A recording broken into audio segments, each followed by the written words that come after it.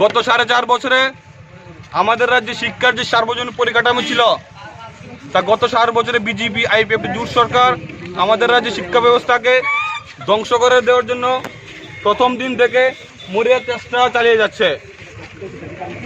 4.5 বছরে প্রতিদিন উত্তর শিক্ষক স্বল্পতা বৃদ্ধি পাচ্ছে। আমরা বারংবার রাজ্য সরকার রাজ্য শিক্ষা দপ্তরের সাথে আমাদের রাজ্য কমিটি মিলিত হয়েছে, ডেপুটেশন দিয়েছে, তবু শিক্ষক স্বল্পতা দূরীকরণে রাজ্য সরকারের কোনো সদিচ্ছা ভূমিকা নেই। তাই আমরা আজকে ভারতের ছাত্র ফেডারেশন, উপজাতি ছাত্র ইউনিয়ন, রাজ্য কমিটি এবং সেন্ট্রাল কমিটির উদ্যোগে সারা রাজ্যব্যাপী 15 মিনিট পথ অবরোধ করেছি।